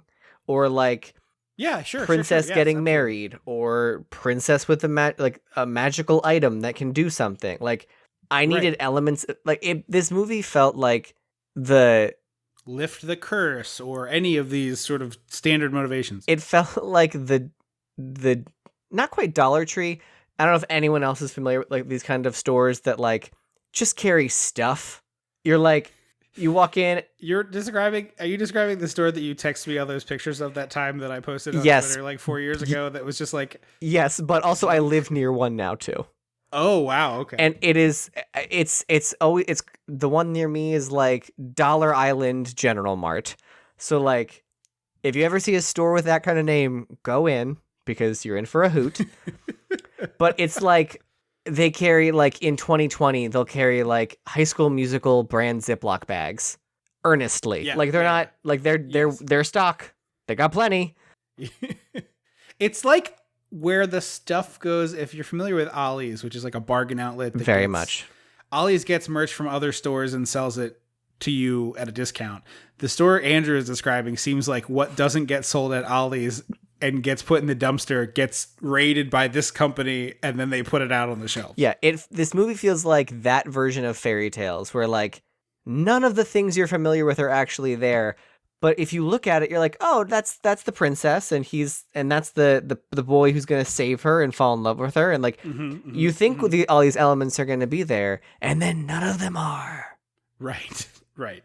Yeah, the whole time we've had this Tinkerbell-esque figure flitting around that is Una. So she secretly revealed to Tom Cruise that she can become a person. She just doesn't. I don't know why. But we didn't see that, Yes, we did. Right? It happens in the armory. Oh, okay. So I must have been... So I missed that was something revealed to us, and I was apoplectic about, like, you can't just reveal shit like I mean, this. it wasn't much better before. So literally, it's Tom Cruise and Tinkerbell in the armory thing. And she reveals she can become a person, and it's not Julia Roberts. So right off the bat, I'm less interested. And she's like, don't tell anyone. Did you know that movie is 2 hours and 22 minutes long? Gross. It's on Netflix Barf. right now, and it was that and Waterworld were right next to each other on Netflix, and I'm like, wow. Double feature. It is Trips 1996, huh? And I was like... Waterworld, 2 hours 15. I do genuinely like. I didn't know that was a bad movie, and so I just liked it. Waterworld, dumb child. Like, yeah, it's got stunts, and cool water shit, and it's got things. Universal Hollywood has the stunt show, maybe if they still. Yeah, they do, and internationally too. But then Hook was there, and I was like, oh, that might be fun to watch, like background wallpaper movie. Dude, 22? Are you kidding me? Did you know Pete's Dragon is 2 hours long? Yeah, we talked about that before. It's just it's a crime. But Hook was 1996. It was before this was like a regular crime that was being committed. So she turns human sized and in the thing, and she's got this like stuck her finger in a light socket hair, and she's like, "Don't tell anyone. It's a secret that I can become a person." And I was like, "Why? I don't understand why this is a secret." It was Chekhov's ability to become a person. Because like, she doesn't even say like, oh, if they found out, they would make me do X, Y, and Z.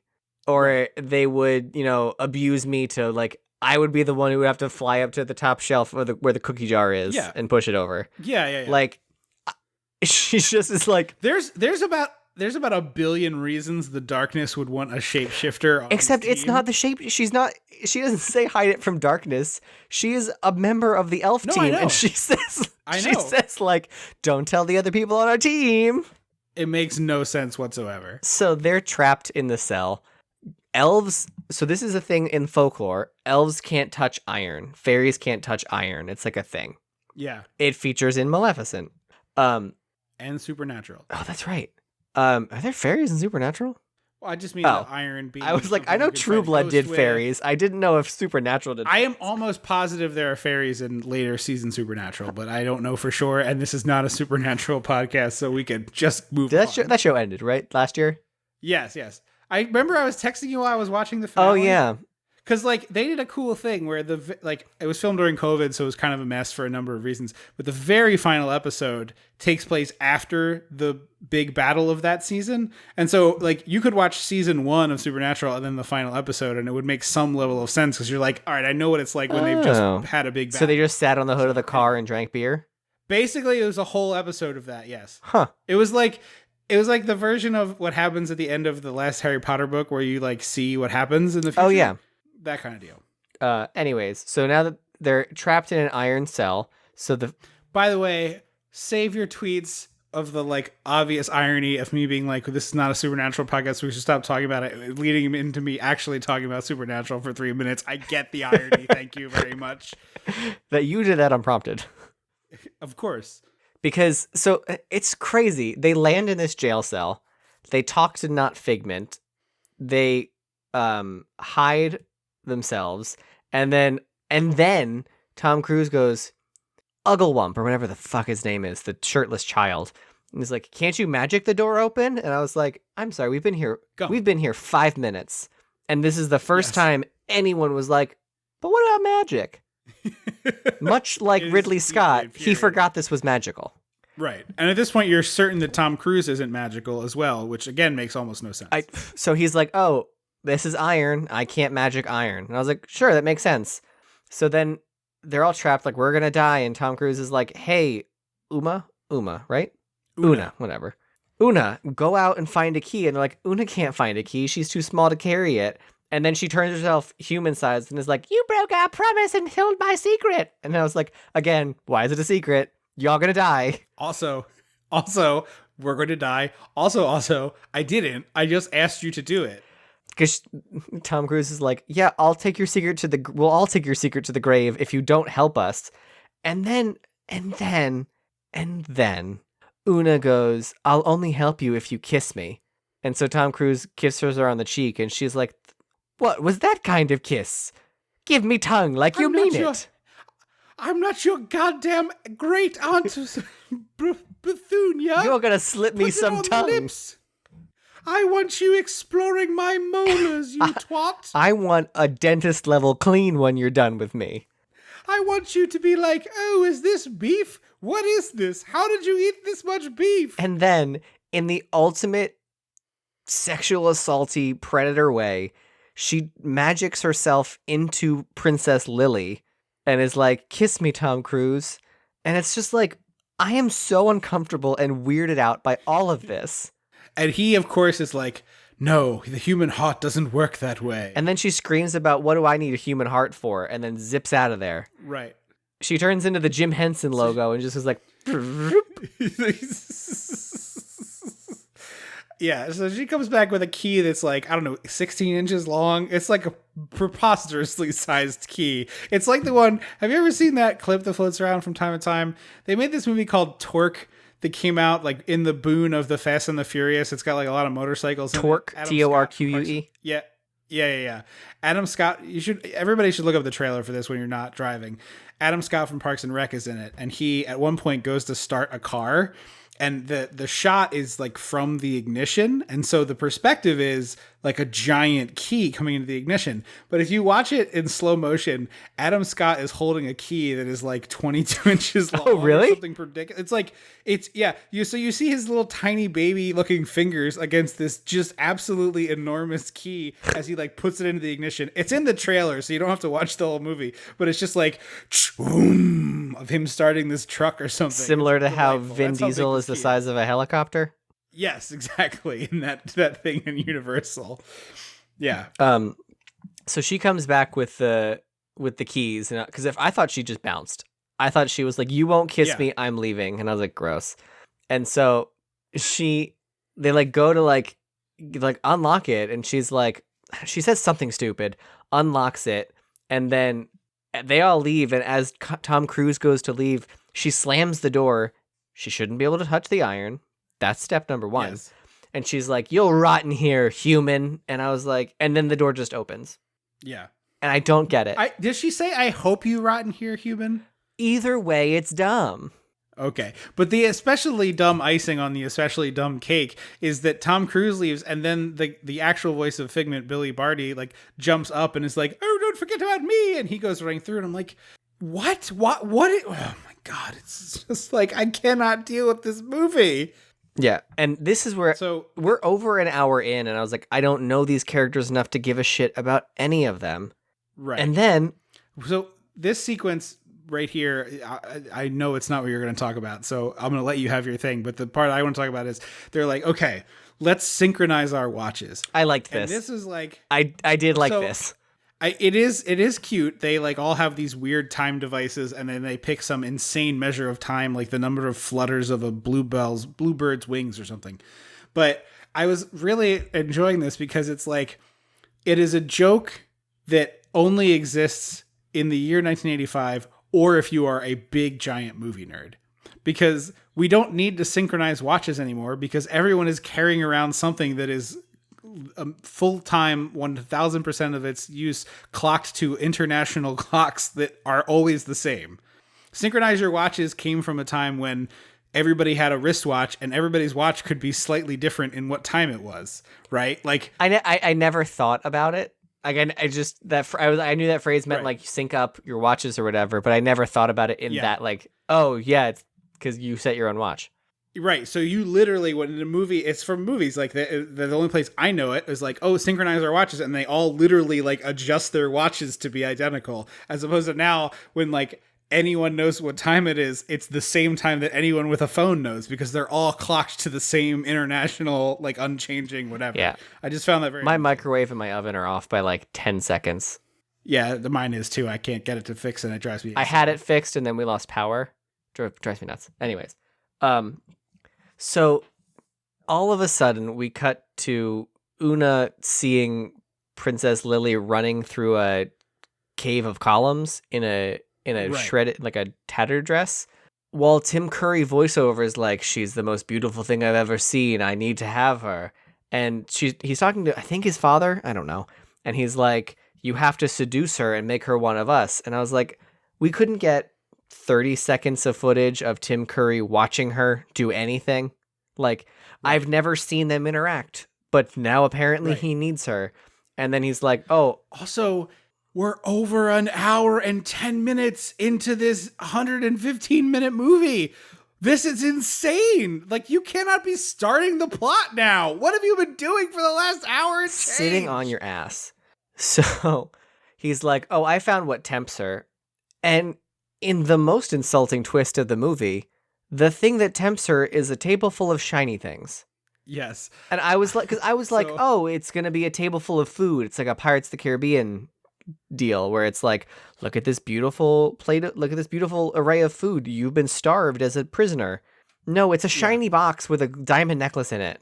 So there's like a really lame, fairly misogynist thing that people talk about with the Natural History Museum here in DC, which is like, if a man takes a woman on a date there, you like can tell how compatible you are by like what exhibits she wants to spend time in. And it's like the joke always being that like the man wants to go see, I don't know, I always forget what the That's actually a clever like way of gauging interests of like seeing where two people go in a museum.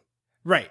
The base of like, let's go to the museum, and then like based on what you're interested in, I'm interested in, it's like somewhat a measure of it's a somewhat useful measure in gauging your compatibility in like subjects that interest you. And then Andrew Dice Clay makes a joke about broads always want to go to the shoes or whatever.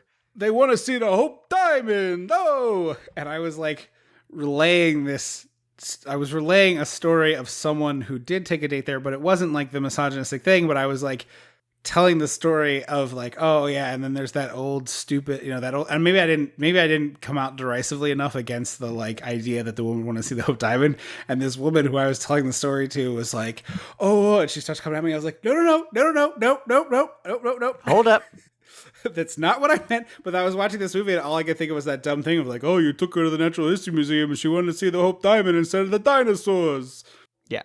I was like, but yeah, it is a very pretty necklace. To be fair, it is a very pretty necklace. I just like, it was hidden in a box. But I just like, I don't know anything about her character to be like, maybe this isn't insulting. Maybe she does like shiny things. But to me, all I know about her is that she likes to eat peasants' food. So it would have been way better if it was like, and she likes Tom Cruise. I know how to tempt her. And there's like a little, tiny hut inside with a woman like, oh, it's everything we own in this stew, Derek. We have to keep it as long as we can. We'll keep adding water to it so it lasts 3 weeks. By the end, it's just broth. It's just mostly broth, but that's okay. We love each other, and that's all. And Mia Sarah comes in and picks up the thing and just like she doesn't even. She winning coaches herself like it's Gatorade. Yes, it's just poured all over her. And she's like, I love broth in the morning, evening, or afternoon. But yeah, it's just. I guess you'll starve now, ha ha ha, tiny baby. It's just so weird. So she goes to put on this necklace, and then all of a sudden there's this like, I think it seems like it's supposed to be a woman, but I also thought it was supposed to be darkness, so I was very confused. Yes. I thought it was Tim Curry, and I was like, oh, maybe he's a shape changer. And because the outfit feels like very not trademark Queen of the Damned, but it feels like a Queen of the Damned style costume. Yes, I know you're gonna dunk. But it's fine. There's a really entertaining David Arquette documentary called "You Can't Kill David Arquette" that's about him like getting back into wrestling as an older person, and I found it very charming. I really entertaining watch, but he's like working on a heel character, and he's going through a box of costumes that he was in other movies, and he was in a very cheesy movie where he played like a space wizard, and so he has this cape sort of thing with a really high collar. It's just like this. Like it honestly, if not for the stars and moons and stuff sewn on it, it looks like this. And he ends up like removing the collar and turning it into a wrestling thing. But with the collar on, all I could think of is just like, oh, it's a space wizard. A space wizard's cloak.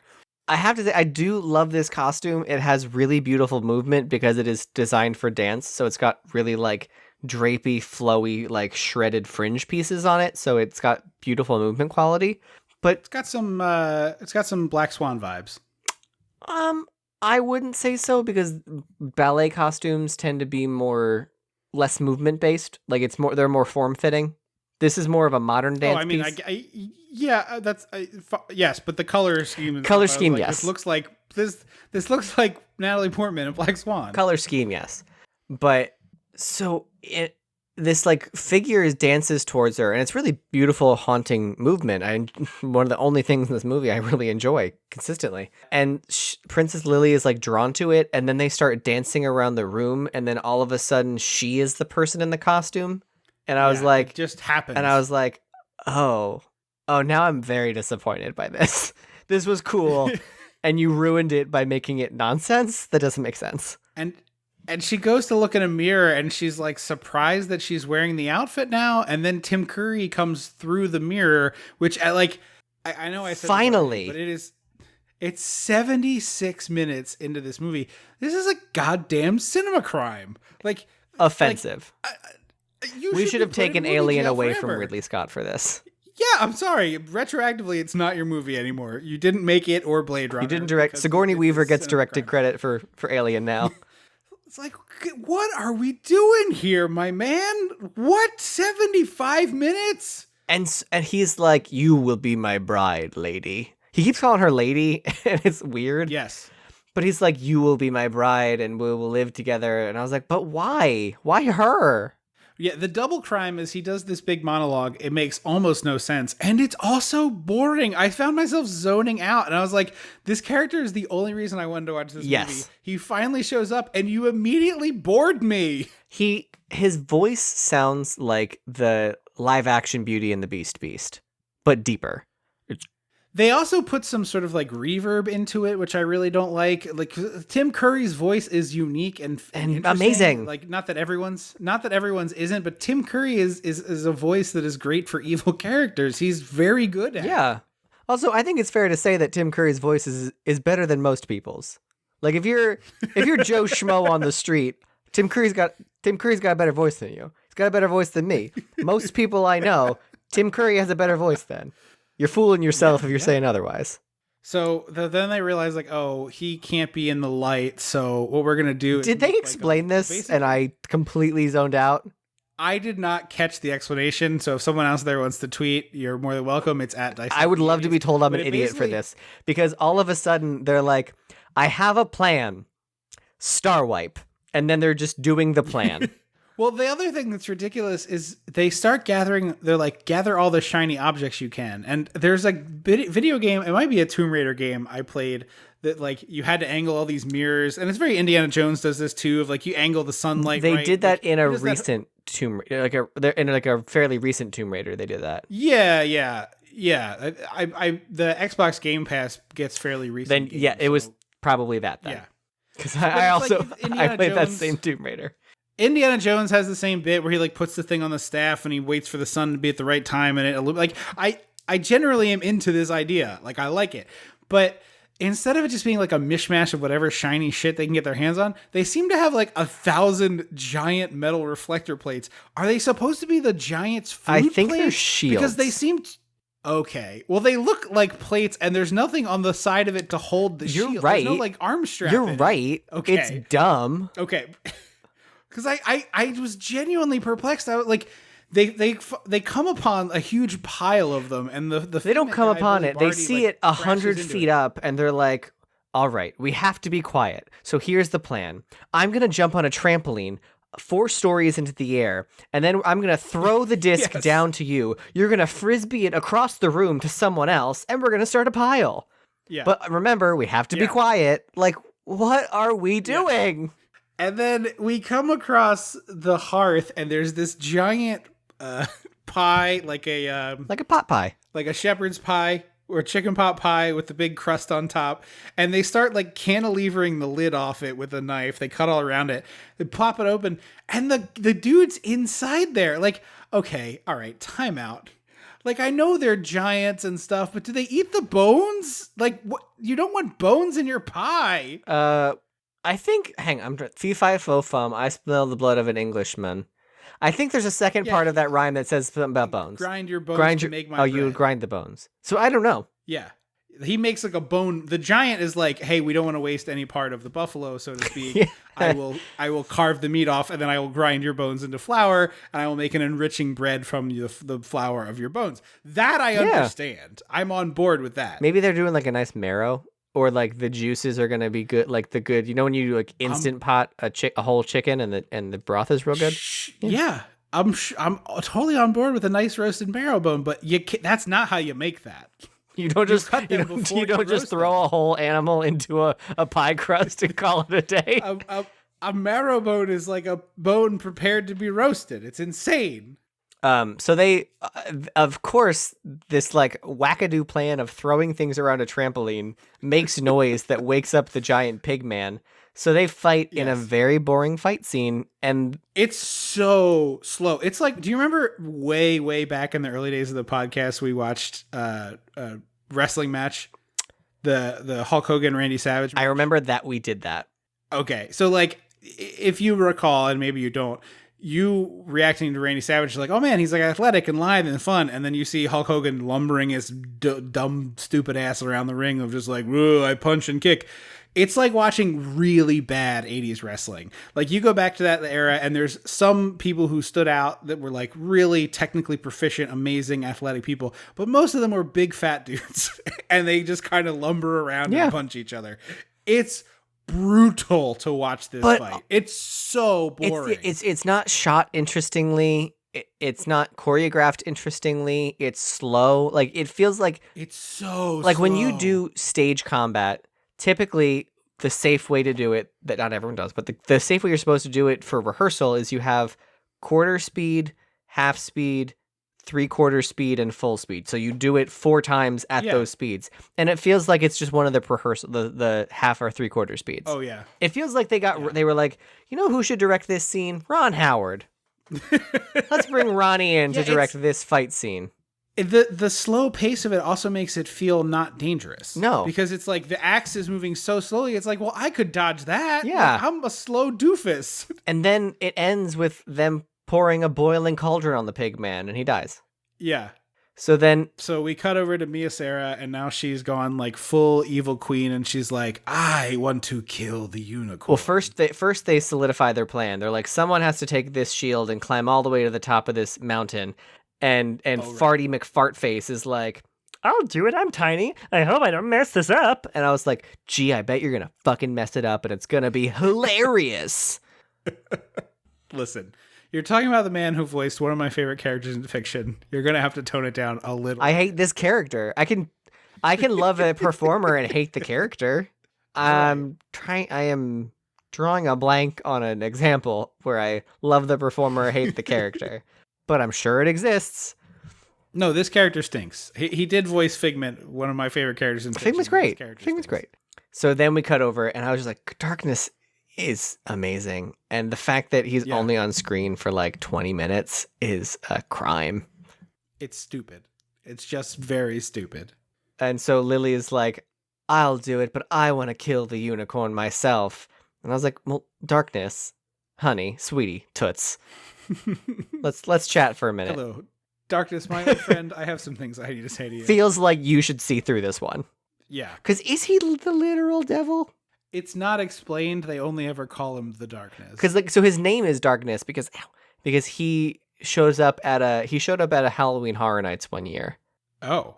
Just 1 year, or maybe like a one night. It was like a very weird, like he was intended to be a thing and then not what ended up not being the thing.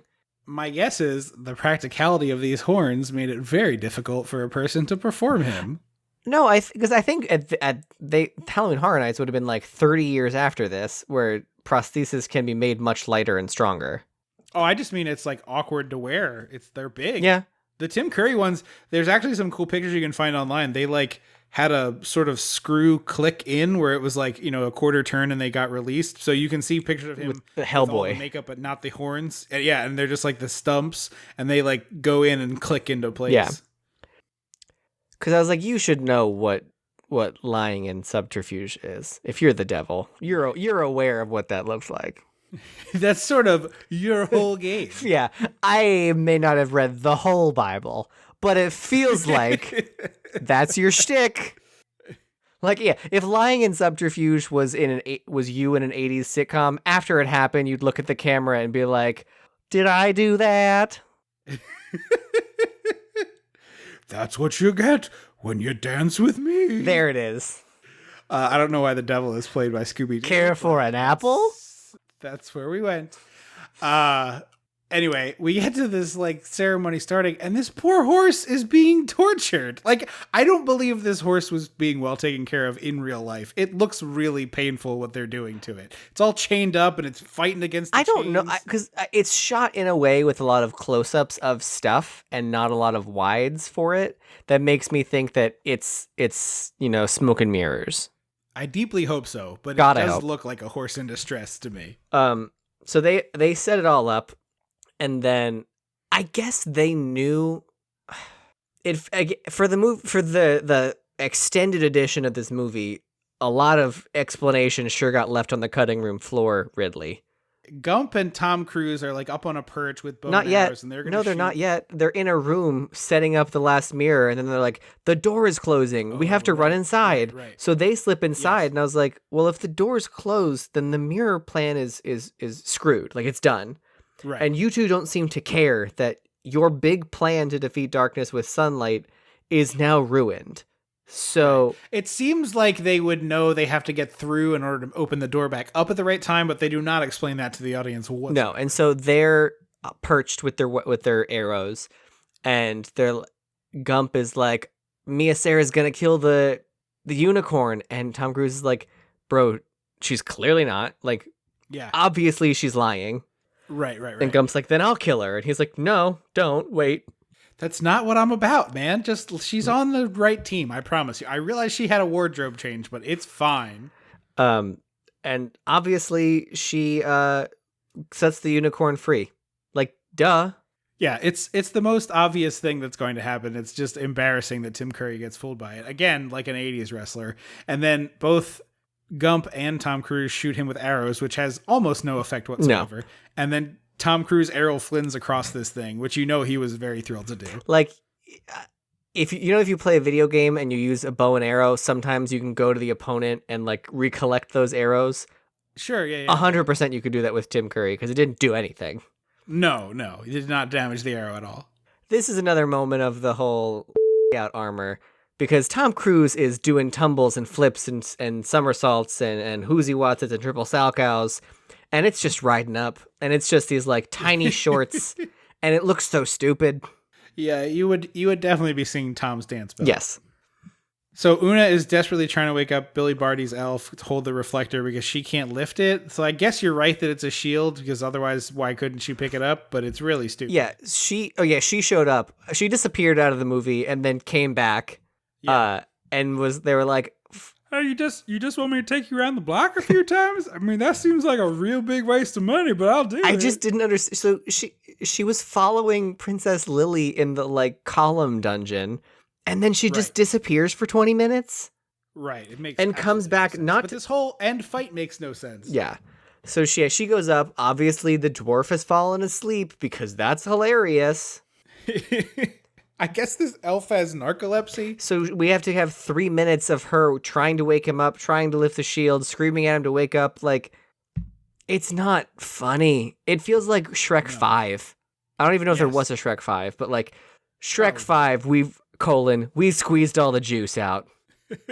All pulp. Blood from a Shrek stone. all pulp. Blood from a stone. Shrek 5. That's the documentary about how grueling it was to make it.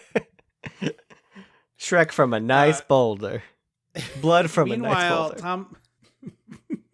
Meanwhile, Tom Cruise is like desperately trying to, fight Tim Curry, and then the unicorn horn is like slipping into a pool. What looks like lava. Well, it's on fire, so it's lava. I'm sorry, canonically. And then he reaches his hand in, and he's fine. Yeah, it's just. And then he throws the unicorn horn like a javelin where it impales into Tim Curry, and he reacts as if he was hit by I don't even know, like a wrecking ball. It throws him backwards. I mean, I guess it's magical, but whatever. But also, we saw earlier that this unicorn horn is magic. It is a magic wand. Right. So just use it like a magic wand. Maybe he can't because he's immortal? I don't care. He shouldn't be mortal. No, I don't disagree. But so he gets stabbed and he slides back and like catches himself at the very end of this long corridor that's like the edge of a into cliff space. Or something. It's not even a cliff. It's into space. It's not a cliff. It's literally into space. You see the frozen xenomorph just like slowly tumbling behind him. Sputnik comes around. It's like beep, beep, beep. Fucking Jonesy in an astronaut helmet is just like meow. Yeah, he's like holding on for dear life. Tom Cruise gets him with a sword, cuts his hand off, and is that what happened? The unicorn. I thought so. He cuts him on the hand area and makes him drop the unicorn horn. And not only is it space, it turns darkness into a constellation, which feels like it's supposed to be like the fairy tale, like, oh, this is why the stars are there. But there's no explanation. That's never covered at any point. There's not Peter Falk reading to his grandson and being like, and that's how they got the like, you know what you could, how an easy fix? Don't make him the goddamn devil and call him Orion or Taurus or Virgo. Like, call him a constellation. Like, Jesus Christ, Ridley. It seems pretty backward that the thing called the darkness becomes 4 points of light in the sky. It's dumb. And after he gives a speech about how, like, I'll never disappear because there's darkness in everyone's heart, and I was like, okay, you don't get to shoehorn in a message that does not match the rest of your movie. That'd be like if The Devil Wears Prada ended with, like, and that's why it's important to eat your vegetables. Like, what? It's a real non sequitur, try to slap some message on and so at this point in the movie, I turned into that scene in Monty Python Holy Grail where it's just, get on with it! Yes, like, let's get to the ending! Come on! Because she's passed out. They go over to Princess Lily, and she's passed out on the ground, and he's like, Gump, can't you fix her with magic? And I was like, kiss her awake already! Just fucking kiss her already. I've seen this before. Yeah. It's all been building to it. I've seen this movie 8 times from Disney. Just kiss.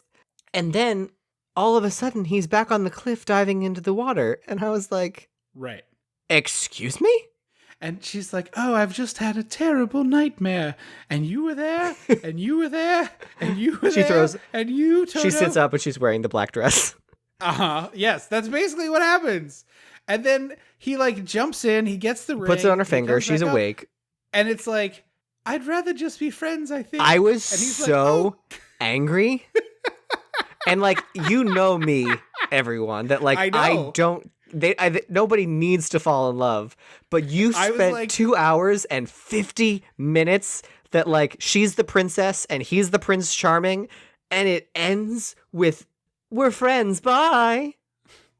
I'm not really ready for a relationship right now, so like I gotta do hot princess later. Shit. Bye. And she runs away, and he like, ha ha, what a silly girl. I'm going to go do forest stuff. And they all wave at him as he leaves, and I just was like, go fuck yourself, movie. I was like, this is going to be the one and only time where Andrew's like, are you kidding me? They didn't fall in love? What? Like, the only time ever where you're going to be advocating for the opposite of what you normally Yes, the one time that I was like, they're falling in love, whatever. Kiss, which apparently is how the theatrical release ended. Yes. And apparently the European theatrical release, they do not fall in love. I thought... Or no. They do. They always fall in love. And then Tim Curry laughs. Yes. I think in a couple years, I'll watch the theatrical cut. Oh, I'm never going back here, baby. I'm just curious if I will like it more. I have reached the new world. I am burning the boats. That is a passage I will never endure again. I said in a couple years. A couple decades would be too soon for me. This was brutal. This is like just a complete mess from a great filmmaker too. Ridley Scott has made some incredible films. His filmography is also very varied. Yeah, because he's interested in a lot of different genres. I like pulled him up. I was like, oh right, Ridley Scott, and then I was like, oh that's right, he did Thelma and Louise and Alien and a whole lot of other stuff. Blade Runner. Yeah, it's bonkers. He also, but yeah, this is a mess. I think he also did Tristan and Isolde. He'd been trying to make that since the 70s, and then when it happened in like 2006, was that not Hayden Christensen, the Joker? I don't know. Keith Ledger. It might have been. I've never seen Tristan and Isolde. I do know he produced it, but he ended up producing it like 40 years later. Yeah, they're obviously. Tony Scott has passed, but they have I wonder, the conversations between the two of them about filmmaking must have been fascinating because they made such wildly different movies. Tony Scott, obviously one of the big action directors of all time. It would have been like the Thanksgiving conversation, probably very interesting at that household, or whatever, whatever holiday, Christmas, whatever they celebrate. I don't know. They get together at Dick Miller's birthday party and chat. Yeah. If that would make sense. But boy, what a stinker! Like, what a huge stinker! And I'm sure such a disappointment. Who, loved this as a kid, and maybe you did, and that's fine. We're all done when we're children, but boy, howdy, this stinks. Like this is rotten. And the only thing about this that I will say I have the opposite reaction to the contemporary critics is I was reading Ebert's review and he was saying like, oh, they put so much makeup on Tim Curry that you can't even see him. Anybody could do this. And I was like, that's not true. It is definitely a skilled actor that can be the kind of emotive that Tim Curry is underneath 52 pounds of makeup. It's a Doug Jonesian performance where like, yeah, it is. It feels fully realized. Doug Jones is a great actor who will never be recognized for it because what he does is a very hyper-specific skill. Mm-hmm. But I mean, I think physically I didn't get a lot of Tim Curryisms from Darkness. No, I would agree vocally. I would agree. I think that's what he meant, that like this could have been anybody in that makeup and then done Tim Curry's voice. But you messed up Tim Curry's voice anyways. Yeah. No, this stinks. Don't watch this. That's my It's such a disappointment. I had high hopes. Yeah. Well, thank you for listening. This has been the conclusion of APTSITMOA, where we went to Oz and 2021. This other fairy tale realm. 2021. Next month is Listener Request Month, which is very exciting. So check out the social medias, and we will tell you either when that will happen if it hasn't happened yet, or if it has happened, you'll see the drawing and you'll know what we're doing for the month. We've got 2 episodes coming up from our awesome Patreon supporters, Tom and Michelle, and then we also have a listener pick that'll be the last episode of the month. And then over on the Patreon, we'll have a Patreon exclusive pick as well. Speaking of great movies, over on the Patreon, we did The Thing, which if you haven't heard yet is a really great episode about true masterpiece. Yeah. You currently get more than 15 hours of bonus content at the $5 a month level. So think about that. You got another episode coming your way in June. So if you've got the ability to be a member and help us and help grow the show and keep it around, that's patreon.com/dissectingthe80s. We're also on Facebook and on Twitter at DissectThe80s, and dissectingthe80s.com has anything you'd ever want to know about the show. Thank you so much for listening. I have been Trip Lano. I will always be Andrew Lano. Until next time. Don't you forget about me.